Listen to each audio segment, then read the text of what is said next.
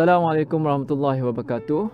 Hari ini saya akan kongsikan tentang bagaimana untuk kita mendidik anak kita supaya tidak menjadi rasis. Tajuk ini sudah tentu menjadi topik yang hangat sebenarnya di negara kita. Jadi saya melihat kita perlu memupuk semangat perpaduan dalam diri anak-anak kita, dan sudah tentu kita perlu bermula dengan diri kita sendiri. Dan kita sebagai ibu bapa sebenarnya adalah rujukan ataupun kuduah awal yang anak-anak kita akan lihat semenjak daripada kecil sebelum mereka melangkah masuk ke alam persekolahan. Jadi sebagai ibu bapa kita perlu sedar bahawa didikan awal itu adalah bermula daripada rumah itu sendiri. Jadi yang pertama, kita perlulah melihat kepada cara kita bertuturan dengan jiran kita yang berlainan agama, berlainan bangsa, terutamanya di hadapan anak-anak kita. Walaupun di belakang anak-anak kita, kita tetap perlu menjaga pertuturan kita. Kerana apa? Kerana kita sebenarnya perlu membudayakan perkara ini sebelum anak kita mengikuti kita.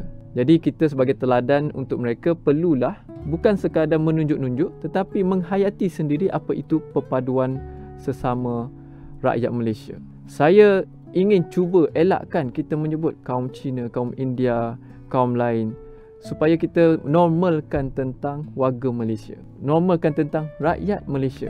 Kita cuba, bukan kita nak menafikan wujudnya bangsa dan kaum yang berbeza ini, tetapi kita tidak mahu membina satu benteng yang besar dalam diri kita dan anak-anak kita daripada untuk berkawan ataupun mendekati yang berbangsa selain daripada bangsa Melayu kita.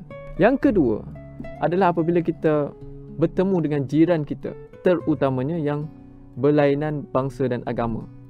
Dan sudah tentu apabila bergaul dengan jiran, kita perlu hilangkan jurang yang ada yang menyebabkan kita berbeza kaum dan agama ini. Kita tetap menegur sapa dengan jiran yang kiri, yang kanan. Di dalam Islam juga kita digalakkan membuat baik dengan jiran, dan sebenarnya hak-hak jiran ini tetap terpelihara. Jadi kita perlu tonjolkan kepada anak kita bahawa kita tak akan menindas jiran yang bukan sama bangsa dengan kita. Contohnya, kita melihat jiran yang ada membela anjing. Kita tidak mengajar anak kita untuk membuli anjing tu. Kita tak adalah ambil batu baling dekat anjing tu. Anak kita tengok, anak kita pun ikut juga. Jadi kita cuba elakkan perkara-perkara sebegini dan kita cuba menegur sapa dengan cara yang baik. Dengan itu kita akan menunjukkan macam mana sebenarnya untuk bergaul dengan jiran-jiran walaupun berbeza bangsa dan agama. Yang ketiga adalah macam mana kita nak mendidik anak kita untuk berkawan ataupun bergaul dengan selain daripada bangsa kita. Mungkin kita boleh bawa anak kita sentiasa semenjak daripada kecil ke taman permainan berdekatan dengan taman perumahan kita. Mungkin dekat situ kita biarkan mereka untuk bermain bersama-sama dengan semua jiran yang ada yang turun ke taman tersebut untuk bermain di taman permainan itu. Jangan melarang mereka untuk berkawan ataupun bermain dengan anak-anak yang selain bangsa kita. Mungkin kita rasa tak selesa dengan bangsa lain. Kita cuba hilangkan rasa tidak selesa itu melihat anak kita bermain dengan yang berlainan bangsa.